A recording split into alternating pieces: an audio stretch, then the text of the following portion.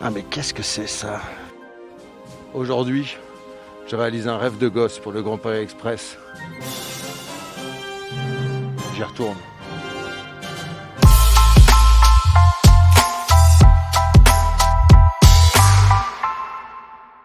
Le futur, le Grand Paris Express nous y projette. Mais le nouveau métro peut également permettre de remonter le temps.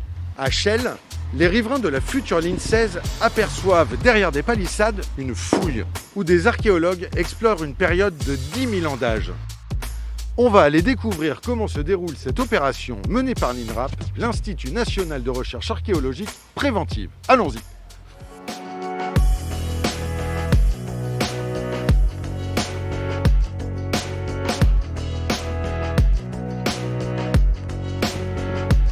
Bonjour. Oh, bonjour. Merci de nous accueillir ici. Je vous en prie, c'est avec plaisir. Où est-ce qu'on se trouve ici? Alors ici, nous sommes le long de la rue Gustave Nast, où va s'installer un ouvrage de service qui se situe à environ 800 mètres de la gare de Chelles, la future gare de la ligne 16. Avec la Société du Grand Paris, vous anticipez depuis longtemps cette phase de fouille? Les chantiers ont été anticipés bien en avance. Ici, nous sommes sur un chantier qui a été diagnostiqué en 2018. Donc le diagnostic, en fait, c'est on vient ici avec une pelle mécanique et on sonde environ 10% de la parcelle pour essayer de voir s'il y a des vestiges archéologiques. Et là, justement, il y avait des vestiges archéologiques qui ont mené à une prescription de fouille. Quelles sont les différentes étapes de cette fouille?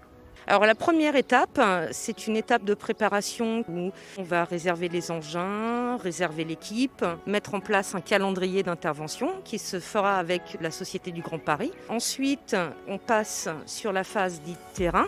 On commence par un décapage à la pelle mécanique pour mettre à nu les niveaux archéologiques. Et ensuite, c'est la fouille. Ici, on intervient tout en manuel à la truelle. Qu'avez-vous trouvé sur ce site? On a par exemple un fragment de hache polie qui est caractéristique du néolithique. On a aussi des céramiques et après pour les périodes plus récentes, on a aussi des tessons de céramique qui peuvent être datés par les spécialistes. Et quel bilan vous tirez de ce chantier? Ce chantier va nous permettre d'avoir une vision de la population qui a vécu sur Chelles depuis moins 10 000 ans, donc depuis 12 000 ans par rapport à aujourd'hui. Merci beaucoup pour toutes ces informations. Depuis 2014, la collaboration entre la Société du Grand Paris et l'INRAP aboutit à des découvertes archéologiques significatives. Et vous allez voir, les travaux du nouveau métro permettent de mettre au jour une partie du patrimoine historique de l'Île-de-France. Nickel.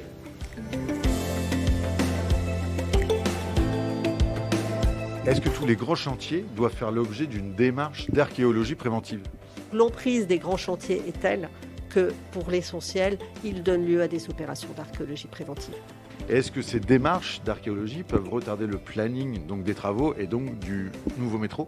Nous travaillons conjointement, très en amont, de telle manière à ce que nos interventions ne perturbent pas le planning des travaux de l'aménageur. Et c'est bien lorsque les opérations d'archéologie préventive ne sont pas anticipées qu'on trouve des découvertes fortuites et là ça devient compliqué pour la gestion du planning des travaux.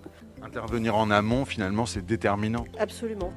Comment arrive-t-on à dater le sous-sol et par quelle technique? C'est déjà étudié par exemple l'ensemble des céramiques qu'on retrouve. Mais on peut aussi, s'il n'y a pas trop de vestiges archéologiques et si on a la chance de retrouver de la faune, on peut essayer aussi par le radiocarbone par exemple de dater ces couches. Et puis aussi d'études pédologiques, c'est-à-dire de l'étude des sols. Il vaut mieux croiser beaucoup d'informations et qu'elles soient corrélées toutes ensemble.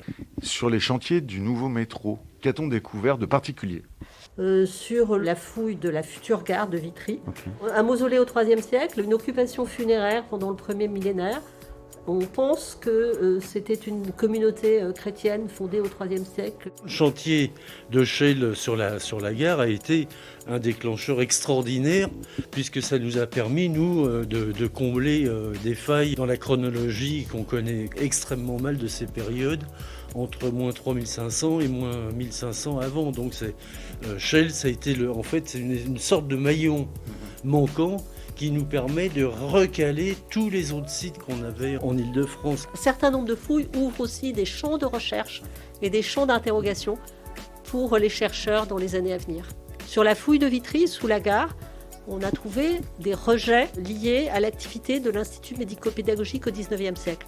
Ça ne faisait pas partie des objectifs scientifiques de la fouille. Mais ces objets existent, ils ont été inventoriés. Et si un chercheur est intéressé, il pourra aussi les étudier de manière plus approfondie et ainsi rapprocher ces données des données historiques et avoir des apports à la connaissance de ce que pouvaient être les pratiques hospitalières et pédagogiques au XIXe siècle. Est-ce qu'on peut dire que le Grand Paris Express est un accélérateur pour collecter les données du passé ?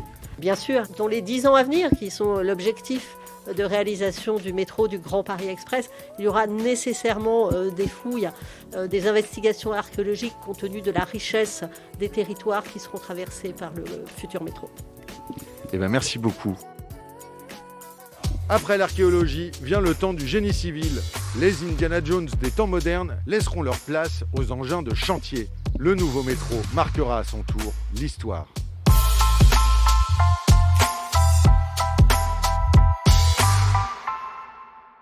Moi aussi, j'ai fait quelques fouilles et je voulais vous présenter le résultat de mes recherches.